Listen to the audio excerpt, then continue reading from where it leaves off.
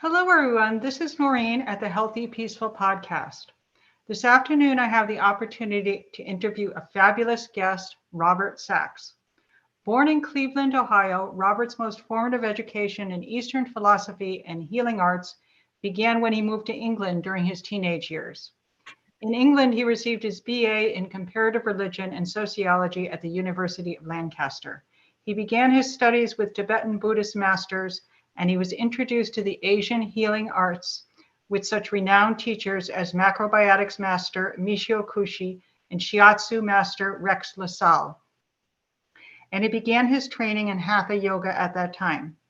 Before returning to the US in the late 70s, Robert became certified as a Hatha Yoga instructor. He also completed a more mainstream training as a mental health counselor with the Richmond Fellow College. A later stint in London saw Robert completing his Shiatsu training with Rex Lassalle and becoming instrumental with his wife Melanie in starting the Community Health Foundation's Growing Family Center. With a desire to enrich and further his studies both in bodywork and mental health, Robert went on to receive a massage license from Central Ohio School of Massage and a master's in social work from the University of Kentucky. Affected deeply by the death of one of his daughters during this time, Robert's social work and spiritual practice led him into the study of conscious dying practices as found in the Tibetan Buddhist tradition, and he's been a member of Sogyal Rinpoche's Spiritual Dying Network and the National Hospice Organization. Along with his wife Melanie, Robert has pursued studies in Indian and Tibetan Ayurveda for over several decades. Recognized by such teachers as Dr. Deepak Chopra and other physicians of both Eastern and Western traditions, their published works in this field are considered to be the clearest and most usable texts available. With an educational background and training that is as conventional as it is alternative, Robert has worked with physicians, clinics, hospitals, and private individuals and organizations, teaching them how to integrate contemporary scientific approaches with the ancient wisdom traditions in the areas of stress management, preventive healthcare, and relationship and group dynamics. He has served as guest instructor for the Chopra Center for Wellbeing in San Diego. He is a prolific writer and is the author of many books, including 9-Star Key, Your Astrological Companion to Feng Shui, Tibetan Ayurveda, Health Secrets from the Roof of the World, Rebirth into Pure Land, Perfect Endings, A Conscious Approach to Dying and Death, The Passionate Buddha, Wisdom on Intimacy and Enduring Love, Becoming Buddha, Awakening to the Wisdom and Compassion to Change Your World, Wisdom of the Buddhist Masters, Common and Uncommon Sense, and The Ecology of Oneness, Awakening in a Free World, Ayurvedic Spa, The Buddha at War, Peaceful Heart, Courageous Action in Troubled Times. Today's interview is not for the faint of heart or mind, as Robert and I will explore the concept raised in his book, Perfect Endings, A Conscious Approach to Dying and Death. Welcome, Robert, to the Healthy Peaceful Podcast. Thank you so much, Noreen. That's quite a bio there. I didn't realize I had done that much. Might be I'm sure there's some updates. Are there any updates that you'd like to make to that bio? Well, I mean, there are a few more books that I've done over the time. The most recent I've done is called The Path of Civility, Perfecting the Lessons of a President by Applying the Wisdom of a Buddha. Oh, that's a great one. And it's gotten me involved with a conference that's going to be in Washington, D.C. in May of 2023 called The Urgency of Civility, where I'm one of the co-organizers of it, but also one of the teachers for it. So that's been along with my most recent involvement with being, again, a hospice social worker, I do a lot in the area of working with civility efforts. Wow, that's awesome. And is the name of the conference The Urgency of Civility? The Urgency of Civility. Okay. Wow. How awesome is that? Yes, I'm sorry I left out that particular book. I did see that book, actually. I think I ordered it and I started to look at it. So. Well, I mean, there's one other one, Psychic Wacko Save America, but that's just a 5-minute read. What is? It's called Psychic Wackos Save America. Okay. It's you can get it on Amazon. It's a Kindle book. It's 35 pages of absolutely a true story, but it's so preposterous That's how truth is. A friend of mine said the difference between truth and fiction is that fiction has to make sense. Well, yeah, that's there's a lot of truth to that. There's no doubt. So awesome. So anyway, Yeah, well, wow, you've had quite a path, there's no doubt. So this particular book, Perfect Endings, right, talking about this book is probably over 20 years old now. correct. And I think at the time that you were writing the book, you were working as a social worker in the hospice field, correct? I had just finished. My wife and I had. I was working there for about 2 years, and then we moved to San Luis Obispo, California. Okay. And during that time, Melanie was doing a lot more work in the spa and beauty industry, and so I was a home dad. And so while my son was at school or whatever he was doing, I was writing. So I think I did Perfect Endings in 1997, I think, if I'm not mistaken. Okay. But yeah, there was definitely in wanting to say what I had been seeing in the realm of hospice and death and dying, obviously. But now here I am doing it again 30 years later. Yeah, and then I want to. What was the impetus? I mean, I know you were in the hospice field at the time, but what was the impetus behind you wanting to write that book at the time? Oh, well, to some extent, I think that to give people a sense of one of the things that was very obvious to me in being with the people that I was with was that you die as you have lived. Beautiful, beautiful. And therefore, if you have been living a very, very distracted, agitated life, more than likely, those final days and weeks and days will be that way. So there's, the idea is that there was a book by a man by the name of Bessel van der Kolk where he says the body keeps the score.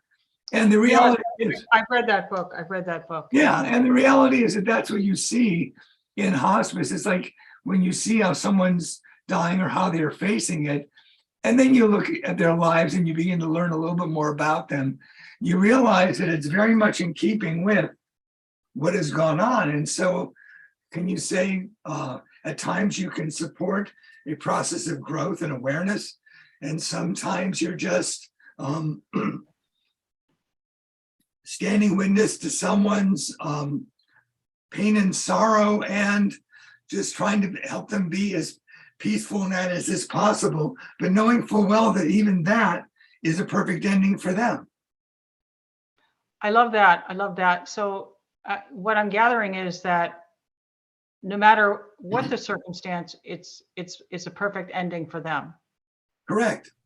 Okay. If you really step back and look at it, that's what you see. All right. And actually, the title of that book, The Body Keeps the Score, there could be another book, maybe there is. Consciousness, your personal consciousness keeps the score as well. Oh, absolutely. So, yeah, and then it records it in your tissues. Absolutely.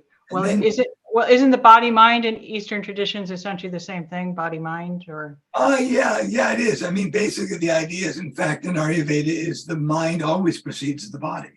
Sure. No matter what. And what will happen is it will manifest. I mean, that's the process of action and manifestation. Absolutely.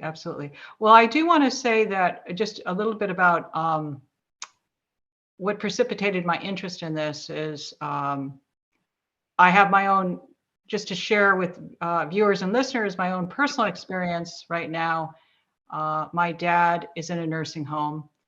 And my aunt, my mother's sister, is also they're both in the same nursing home within a week of each other. And they've both been there about 3 months. So, and I'm here, I moved here to be with them. So I guess I want to talk about, so it's my own personal experience that's brought me more intimate, I'm more intimately involved at the moment with death, dying, illness, pain, and joy at times, as well. I mean, so I just wanted to put that out there. Just it's definitely not an academic exercise for any of us. Well, you use the words in the book, weakness and vulnerability, that, at this time, we go through this process with our loved ones. Each of us is going to face this process ourselves. And you say that there's a difference between weakness and vulnerability. And these are your finest moments. We're not at our weakest. Could you want to say something about that? Well, I think what it is that really when you're looking at those final days, you are using every resource you have had in your body and in your mind to sort of cope with what's going on. So in that way, it is a time when you are gathering resources to basically, in many respects, what you're trying to do is stay alive.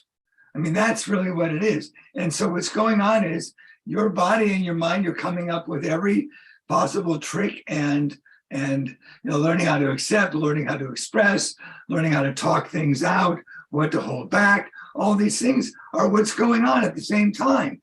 And so in that regard, one of the things that I think really, and it's really why we started this podcast a half hour late, is that I was dealing with a situation in a nursing facility. In the end, it was the right place for this person to be for all sorts of reasons. But, what I have said in the past, and I hold to it now, is that a nursing home is a monastery for mostly drugged sages. And that what we need to realize. Did you say drunk sages? Drugged. Well, okay. Okay. And I've never heard it quite described that way. And wow, that's quite a description. I can definitely attest to that as well. Yeah, when you walk through, Noreen, when you walk through the halls in those situations and you see people slumped over in wheelchairs, Right. Having a very, very difficult time to come up with one or two sentences. And this is the legacy of the final stages in our culture. I mean, it's very interesting. I also work with a lot of residential care facilities, which are homes that have been converted to 6-bed units. Okay. Mm-hmm. And in our area, most of them are run by Filipinos. And in many respects, I talk with the caregivers in that situation, and they find it kind of incomprehensible how much, in terms of our Western culture, we have basically relegated the caring of our elders to someone else. Okay, and what I would say is it's an individual situation, but it is a general theme.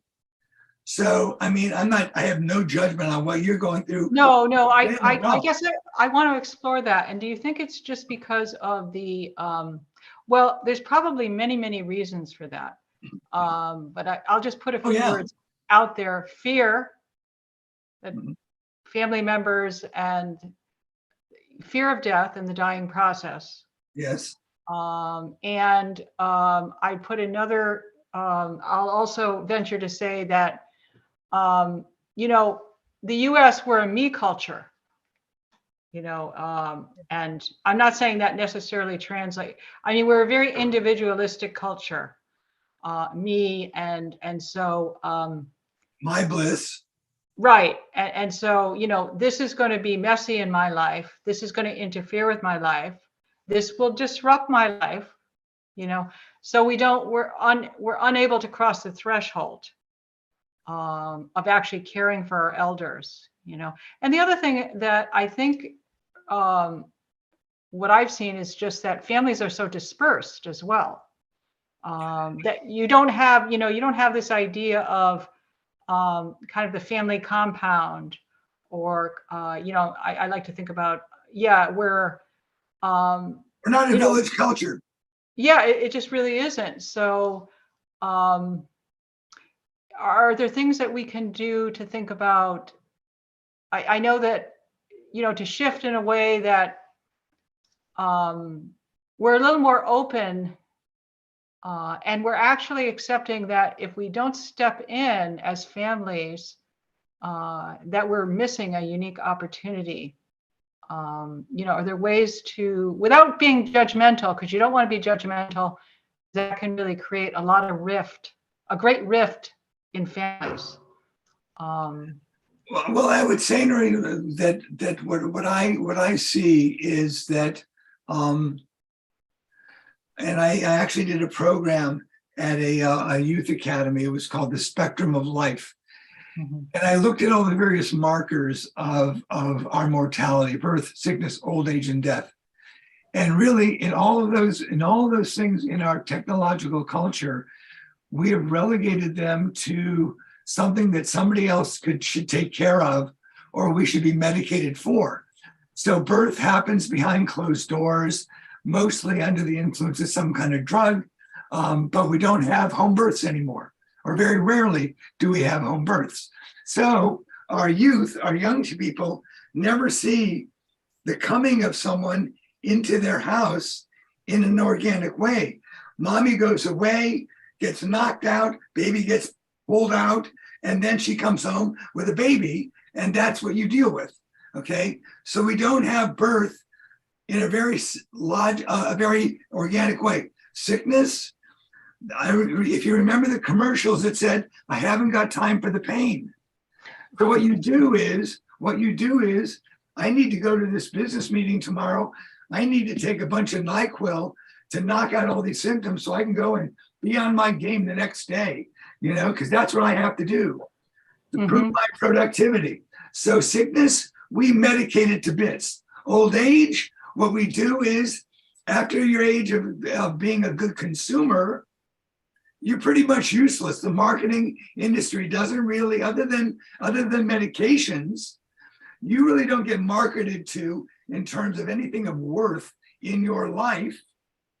And in many ways, what happens is we want to have them take care of themselves because we're so busy needing two salaries in order to maintain our lives wherever we are. And then death, again, it's behind closed doors. So we've taken all the markers of humanity: birth, sickness, old age, and death.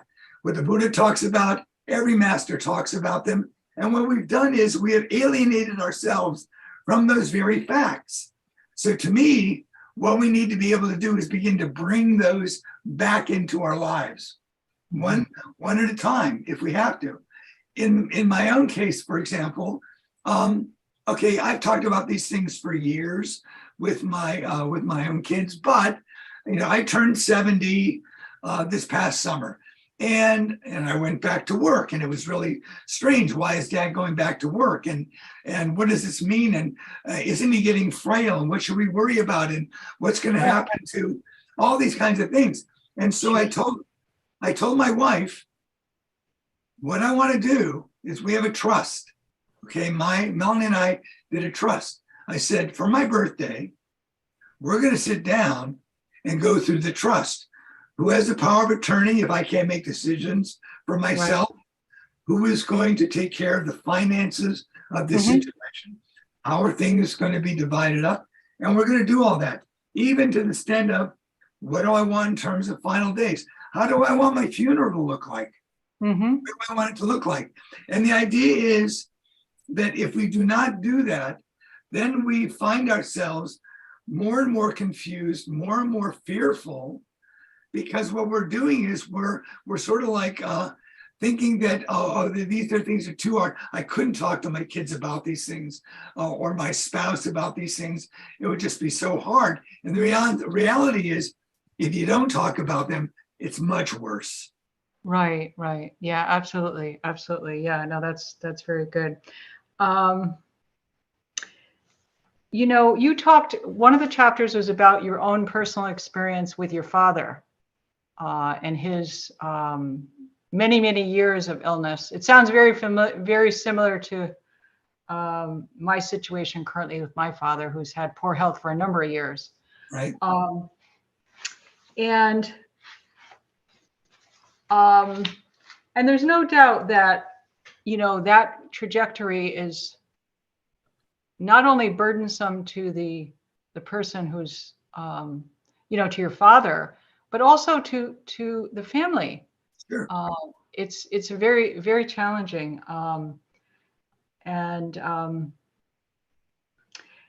But, and you made the point that, very infrequently did he actually heed your advice, even though you're a healing professional.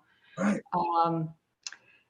And you have the comment there, it was after all his life.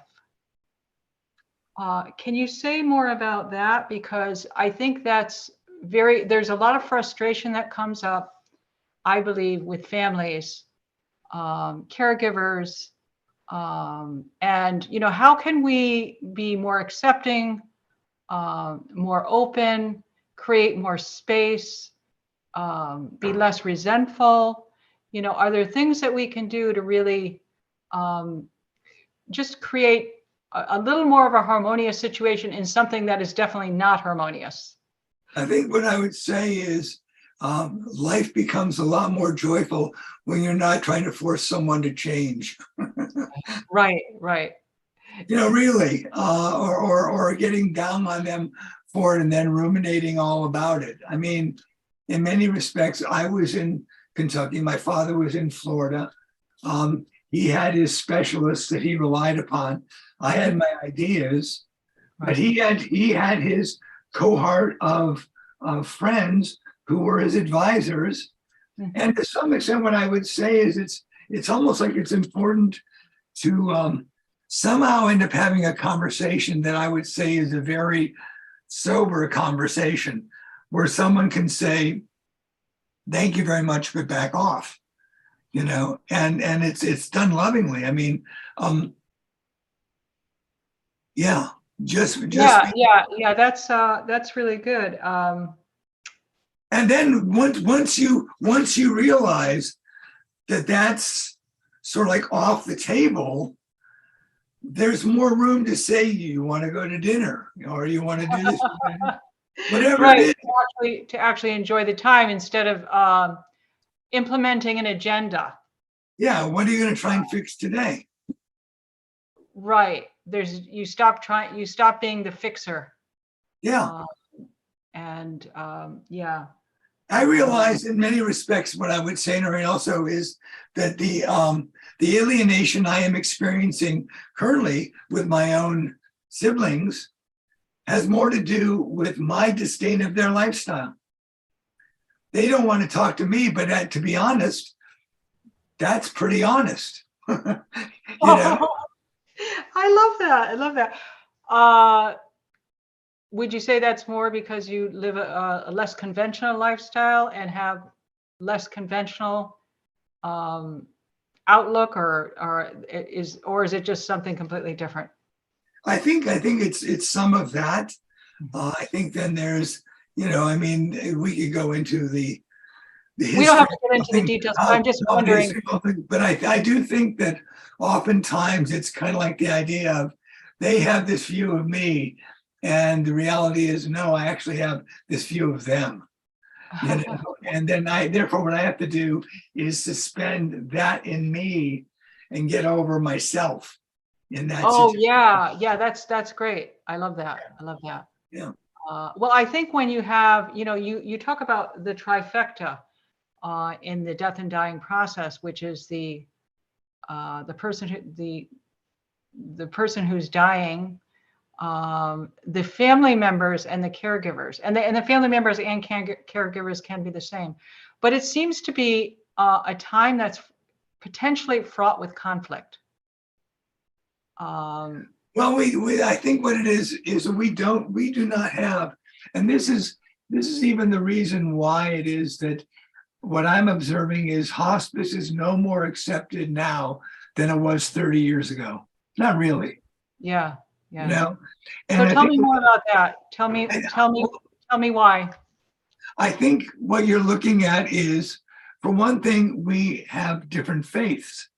And in those faiths, you have different perspectives on the death process. So, for example, I have a cousin whose wife was an Orthodox Jew. He had a major brain event, which left him a vegetable, literally, and he was on life support. They would not take him off life support because God doesn't want you to quit. God wants you to fight for every single moment that you have alive. You can't go on palliative care. That's not acceptable. That's not in accordance with God's plan for you, because you have to do that. So there's a belief that is there. Okay? Right. So you can have some very people who are very attached to their beliefs. I'm not going to use the word rigid because for them that's Exactly. That's just where they're at. Yeah. Then you have, for example, you have a good portion of the medical community that is also sort of like taught people to think that they can prolong life. And I'm from the Ayurvedic perspective and working with Tibetan doctors, what they say is you cannot prolong life. What you can do is you can be more compassionate. You can make the time that the person has more peaceful, more easy. But in terms of saying that they take this statin or that, but that's going to be the reason why they stayed alive, that is a view that's there. There's still a view, for example, when I was in the 90s, when I was doing hospice work, there would be doctors that if a person said they just wanted to be like, they wanted to go to hospice, the doctors would fire them as clients because they didn't want anybody dead on their books. Yeah, I saw that in your book as well. And so, For some doctors, that was considered a failure, or exactly. Yeah. So I see that, and what happens is the idea that hospice has not been able to get around the idea that if you're signed on hospice, that means that there's a grim reaper in a black robe standing at your door, and you have to stay in your room and die.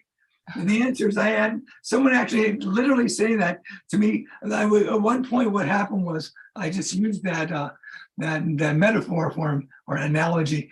What happened was I was signing his he was getting signed on to hospice, and he said, well, my brother wants to go out boating and fishing with me. Can I do that? And I said, well, do you think there's somebody standing at your door saying you can't? I said, wouldn't it be great if you just collapsed and died on the boat? Wouldn't that be fun? Wouldn't that be fun? You know, why not? Absolutely. I hope he catches some fish in the meantime. Yeah.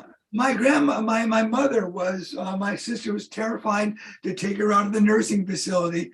What if she collapses and dies? And I said, well, she loves Chinese food. You know, let's just go there. You got a cake for her? What if she dies and collapses in the cake? Well, happy birthday, Mom. Mm-hmm. You know, whatever. But it's a hell of a lot better than being isolated somewhere and reaching out for people that are not there. Right. Absolutely. Yeah. I know you also talked about that you've seen a significant change in the last 30 years with regard to residents in nursing facilities in terms of just the amount of dementia and so do you want to talk about that and what your thoughts are about that, and just in terms of your own observation and professional experience?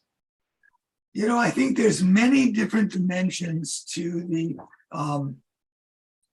aging process. And I do think that in terms of Ayurveda and the idea that we become more vata, which means we become more space-like. We have fewer rigid concepts, like in our pitta stage of life. We have more like global concepts of things. And so we are thinking about things in a different way. And oftentimes we don't have language to express those newer awarenesses. And we don't have a stage of life that we accept as being sort of like the time to develop wisdom and become a sage. We don't have that in our culture.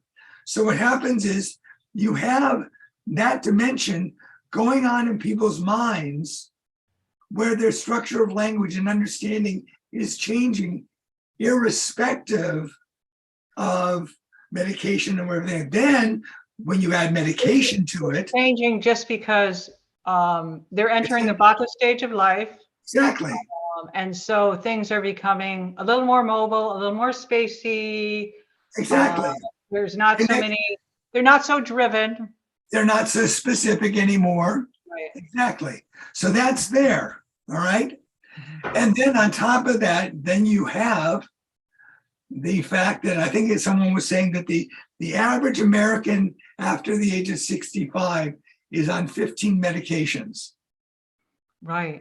American. Yeah.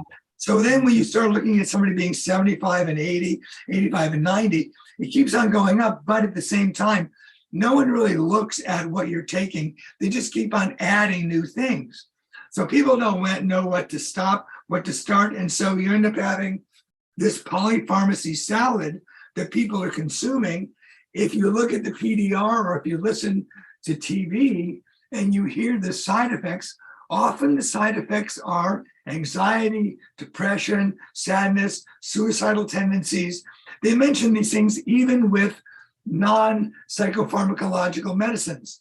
So you add all that together, all of which are Vata aggravating in the Vata stage of life, and therefore you end up with this kind of difficulty in understanding what's going on with people. And it takes time to, and then we have to deal with, we're still in our pitta brains. We want mom and dad to be specific. We want, dad says he went out kite sailing today, and you go, no, you've been sitting all day watching TV, and we try to bring them down to reality.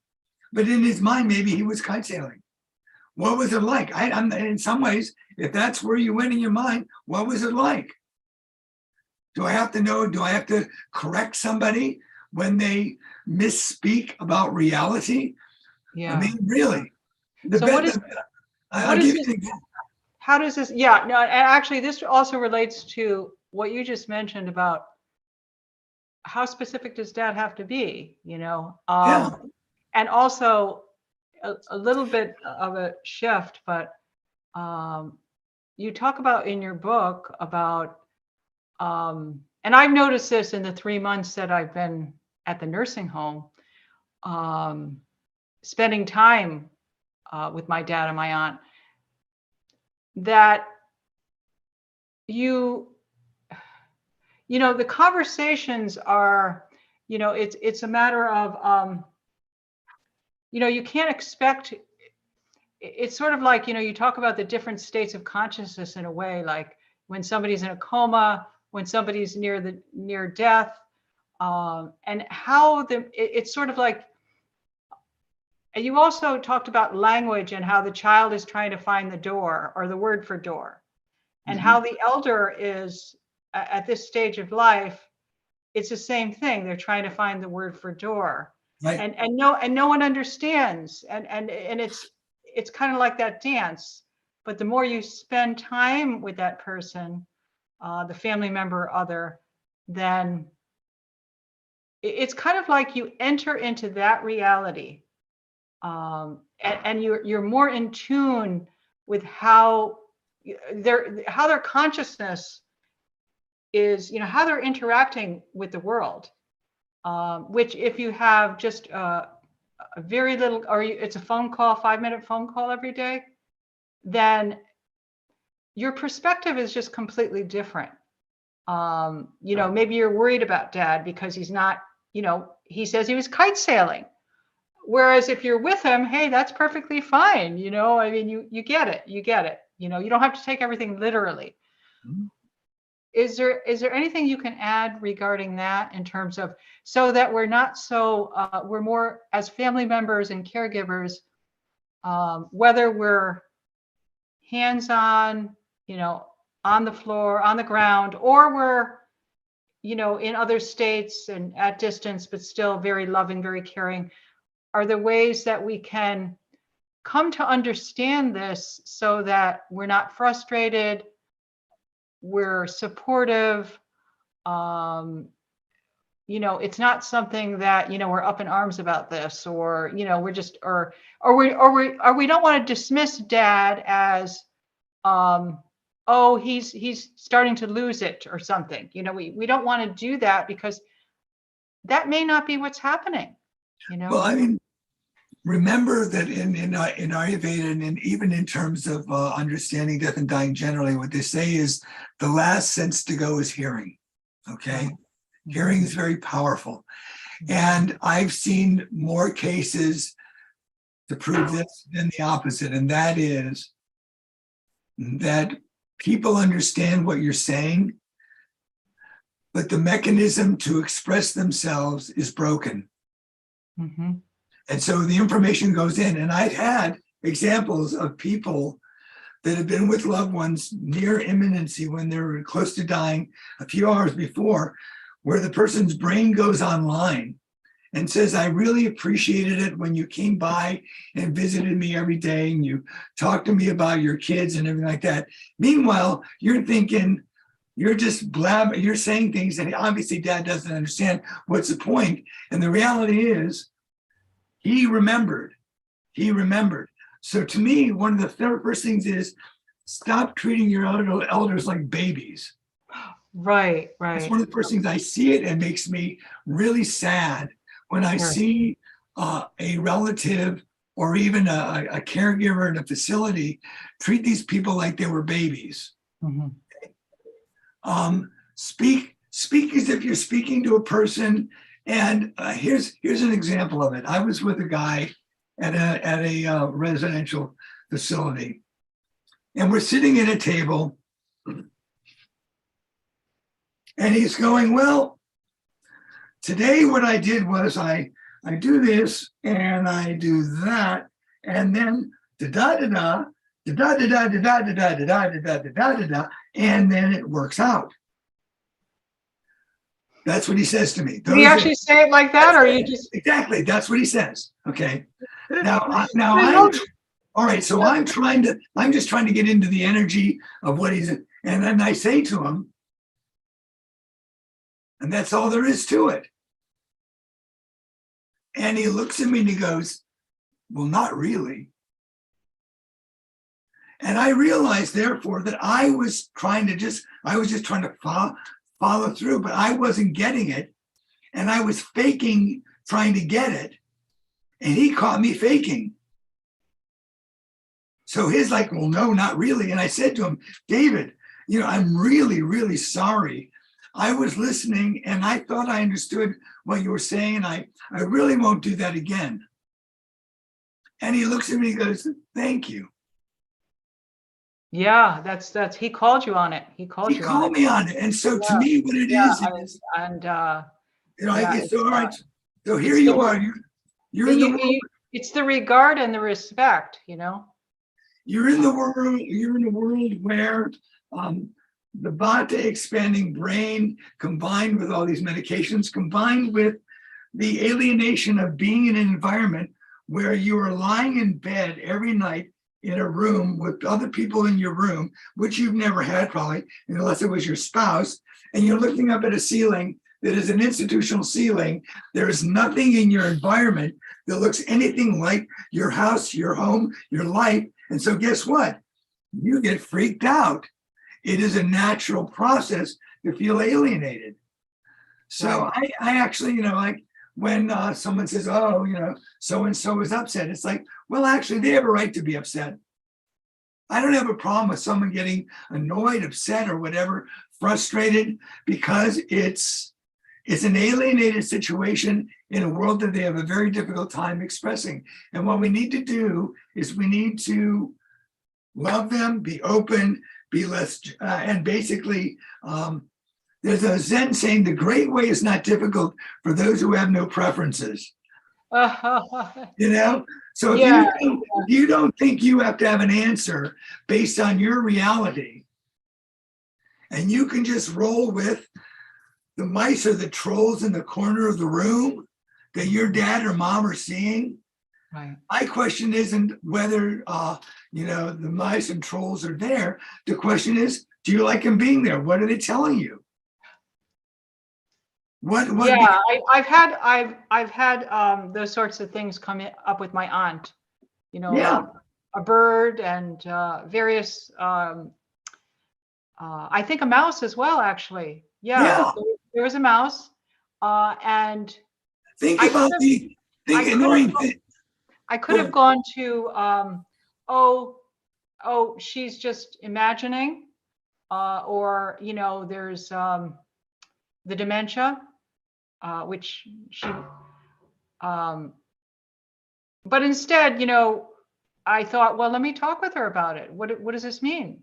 Exactly. If she wants to, if she wants to tell me, then say, oh, there's a mouse there. Oh, that is so nice, and just have a conversation with her. But really engage in that conversation so that I'm genuinely curious. I am totally with her. I'm respectful. I'm not dismissive. I'm not saying, oh, there's my aunt. She sees a mouse again, you know? Uh, Think of the intricacies of the tantric world. yeah. Think of the birds and the animals and the actions that you see in visualizations that are taught by masters. All right. And you go, what kind of hallucination, what kind of drug were they on? And the answer is, when you are in that stage of stepping back into a vaster world, what begins to surface in your world that suddenly begins to be part of the energetic movement that you feel? Right now, I live in an environment. Yesterday was just a really ridiculous day. It really was, in terms of all the things we're talking about. And today I'm out in our backyard and I am feeling the movements of the wings of the birds flying by. Well, that's probably very different if you were working in a hospice or a nursing home yesterday, Yeah, or yeah. yeah, And it was yeah. just glorious. But to me, it's like, therefore, when I am here in this space and I am going nuts, or I feel like I'm going crazy, and then in my consciousness, there is something like a little tiny animal that somehow represents sweetness or curiosity or whatever it is. I It's, think there's an element of comfort. I from the conversations that I had with her, I think there was a real feeling of having a companion, yeah, and that there was a bit of humor there, sure, and it was comfort. yeah. And that's what it was no more, no less. It was just. There's It was when also very sweet. It was also I'll very tell you, sweet. I'll tell you, when early on, when Melanie and I were married, I was very close to her grandmother, and her grandmother was blind, pretty blind, and she lived in Melanie's mother's home. And Melanie's mother was complaining about the fact that Nana was talking about all these people coming into the house and visiting. And so Melanie's mom said to me, Bob, will you just go up and talk to her? I don't know what to do anymore. It's really bothering me. So I went up and I'm holding Nana's hand, and she's telling me all these people are visiting. And I said, Nana, in some traditions, they say that there are 84,000 different types of consciousnesses and beings, and that most of them are invisible.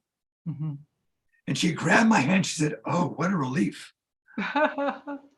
So Right. to Well, me, you gave her permission to explore. and it was fine, and therefore she Yeah. could relax with that, and she Right. stopped bothering, Melanie's mom. That was it. It was okay. Right. Yeah. And so Yeah. to me, the mouse, you're completely right. It's like, okay, this is a symbol, or maybe it's real, maybe it's on another dimension, but it represents peacefulness. It represents something sweet. So should I get into the nitty gritty that what needs to happen, therefore, is my aunt needs more Haldol to stop that hallucination? Right. Or in conversing with other family members, who, it's a big joke. Uh, Yeah, it's there's some silly disrespect auntie, there. silly Right. auntie. Yeah, Yeah. That she just, um, she's not oriented. Maybe she is oriented, but it's a different dimension. Yeah. So, yeah. So for me, it's like, you know, can I be willing to be with that experience as a family member, you know? Exactly. Yeah. So let's see what else I have here.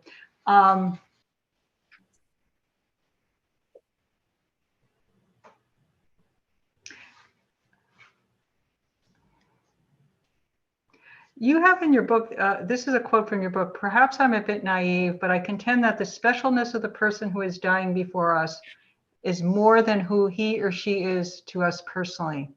In these times, this person becomes a teacher, presenting us with the opportunity to tap into altruism and unconditional love. We appear to get glimpses of only in times when we are asked, usually forced by circumstances, to assess and act on what is most meaningful to us. When our well is dry, we find out what is at the bottom, and we discover the basic goodness that is the wellspring from which all good things in life arise. Well, I didn't realize I wrote that. It's pretty good. It is, yeah, yeah.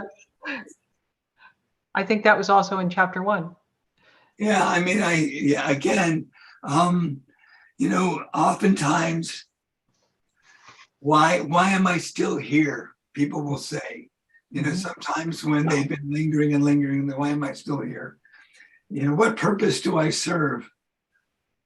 And I've talked to people about the idea that oftentimes what it is that they are giving others in their lives an opportunity to learn compassion, an opportunity to learn how to nurture, an opportunity to be more present with difficulty. Yeah. Oh, I love that's. Yeah, because it's true. Yeah, that's wonderful. It may not necessarily be just about them, and it never is, you know. Exactly. Yeah. So, A friend of mine has a phrase, no more throwaway people. Even when you're dying, you're not to be discarded. There's something you're doing that is really changing the lives of others around you. You are the center of the mandala, but there's a lot of things going on that are affecting everybody from that center. Yeah, yeah. That's I can attest to that, no doubt, no doubt. I want you to talk a little bit about pain, because you do talk about pain in your book, and I'm sure in your time as a hospice worker, you've had many patients who, people you're working with, family members. You know, we're not a culture who, and you also make the point about there's a difference between pain and suffering, but in terms of physical pain and even emotional and mental pain, we're not a culture that can sit with pain very well. And we prefer that our family members aren't sitting with it either, especially when they're screaming loudly about their pain. You know, it becomes paramount to us in some way to. I'm getting my feet warmer, by the way. I'm just putting on socks. No problem. Yeah. So, but you also talk about creating space for the pain. So I want to talk, just your thoughts now, maybe what they were way back when and how they've evolved and changed.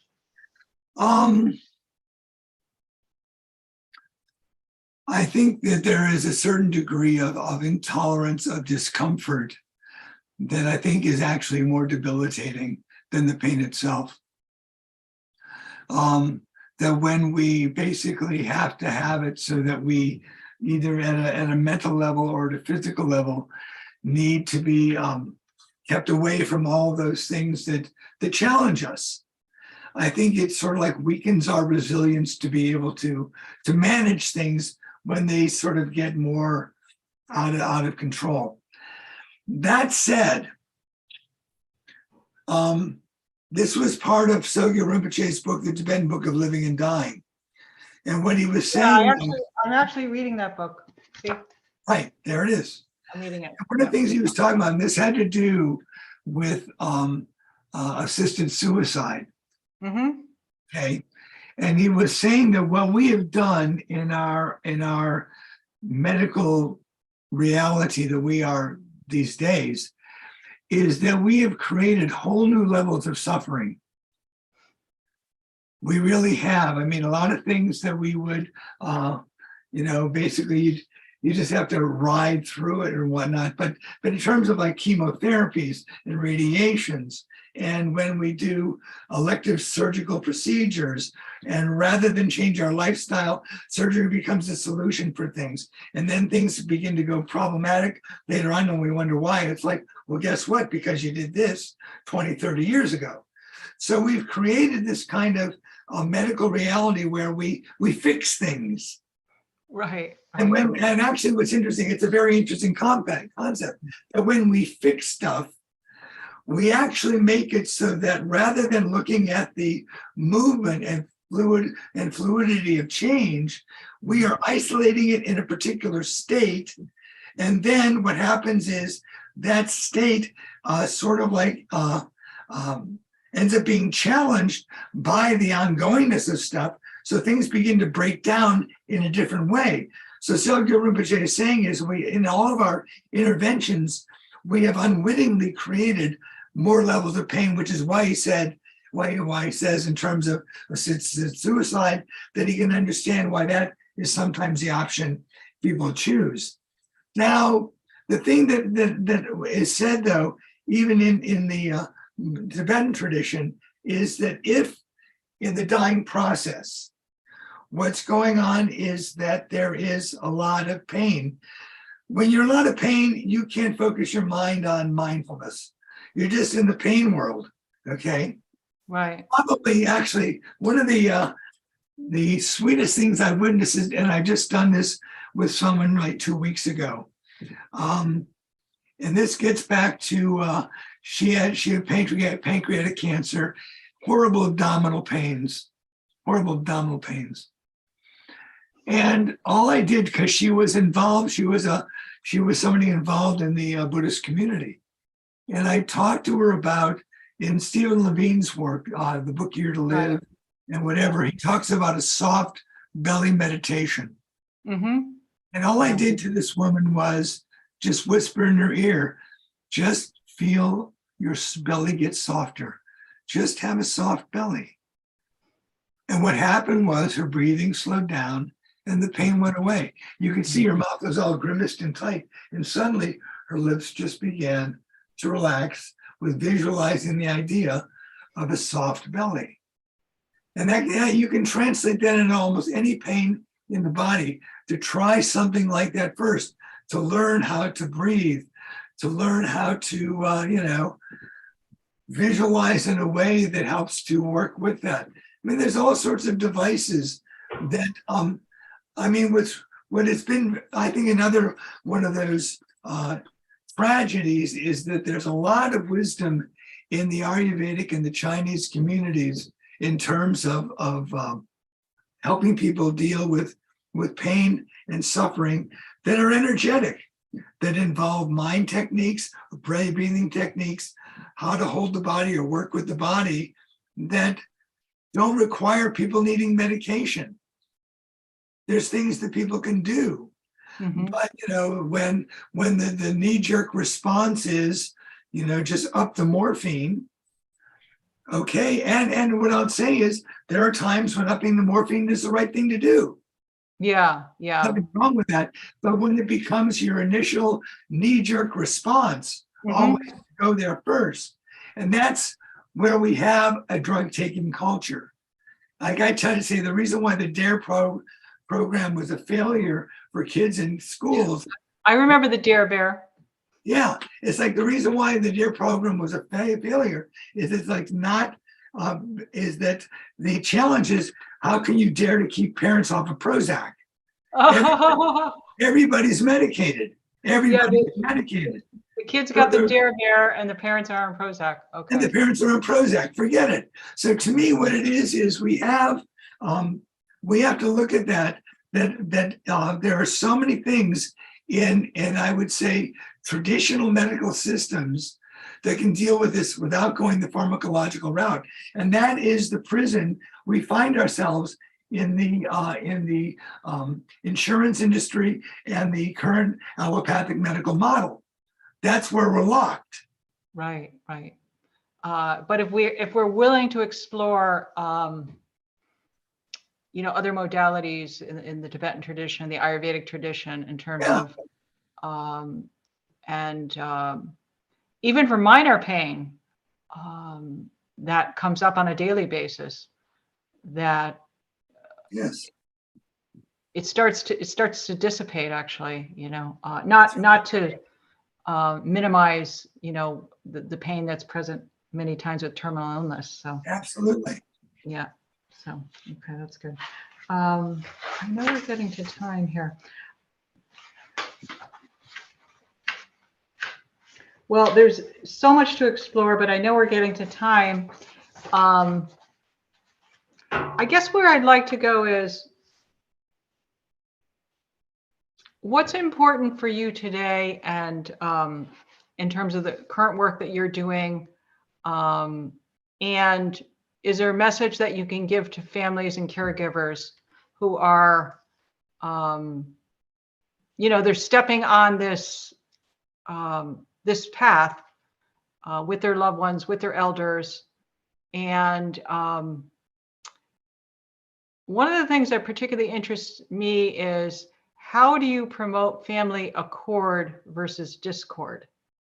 Because I know that's come up a lot with my family. I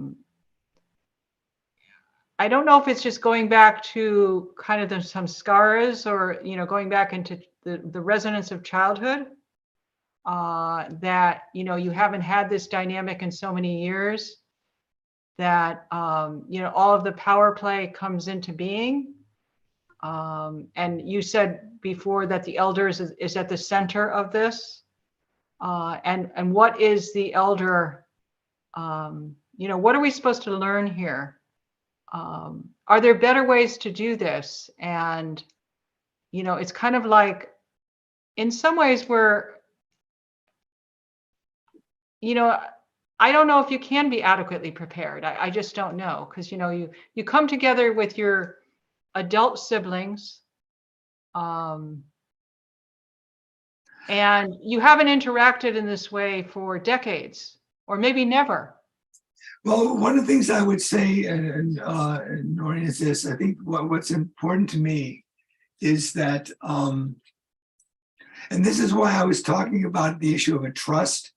The issue that a lot of mortuaries have these great books that talk to you about, what do you want, who do you want to notify, what do you want to have said, who's important, who's going to need a death certificate, and all these kind of things. Right. And the reason why I'm bringing up these things is that because we don't do those things, it all gets involved with our family dynamics. It becomes really, really messy. So to me, it's like, if families can soberly accept that nobody gets out of here alive. Right, right. And if that's the truth of it, it's much better to go into that time better prepared for what people want, than sort of saying, oh, we can't talk about these things, and then suddenly finding that our family dynamics get in the way of getting those things sorted out. Okay, so to me, it sounds rather dry. It's kind of like, okay, you got your family monkeys. The monkeys aren't going to go away, on your dad's deathbed. It's not going to happen. But how can you look at these simple things that are truths about death and get them cleared up in the best possible way, so that when it comes time, then what you can do is focus on more of the genuine heart of the situation than all the details. Right, right. So essentially, take care of business.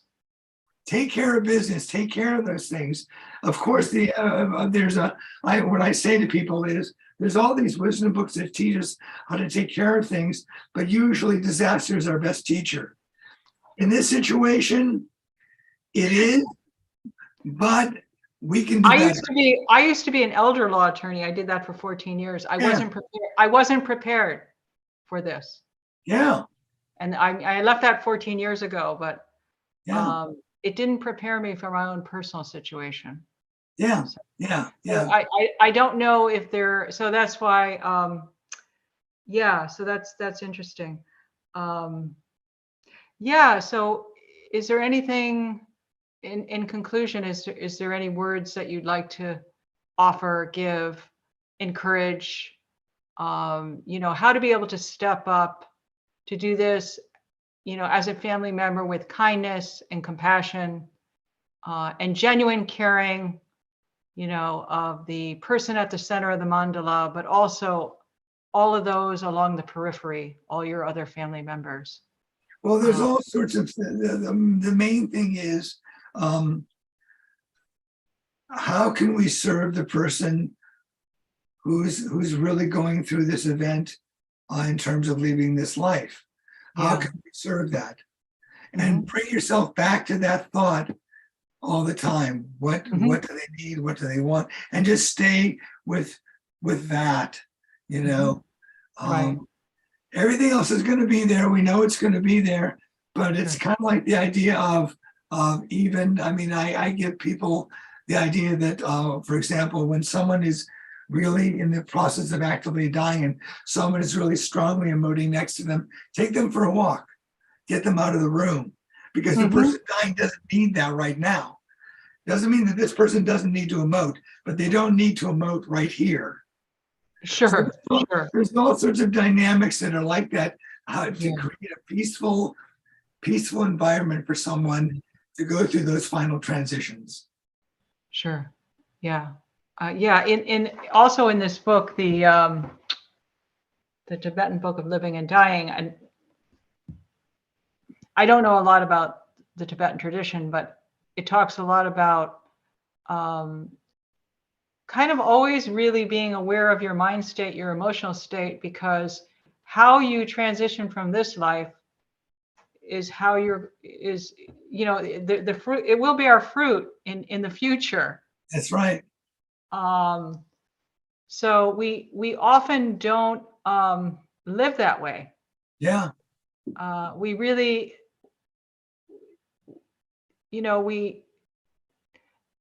it's just not the way that we're programmed in our culture. Are there better ways that we can actually start to live? And I don't want to say live our lives more mindfully, but perhaps that is what I want to say. I'm not sure. Anything that you can add there? No, you said it all in that. Okay, awesome. Robert, awesome. So if I know you have a website, Diamond Way Ayurveda. That's correct. And that's your contact information is there. Yeah, Is that it's through there. That'd be great. Or the pathofcivility.com. You actually have a website. It's called the pathofcivility.com. Awesome. Did you say you already have a book out, Path of Civility, or that's going to be your talk? It's there. So you just have to, it'll be there. All right. Awesome. Awesome. Well, good luck with your conference and the current work that you're doing. I so appreciate you taking the time. Thank you, Noreen. And we'll be in touch.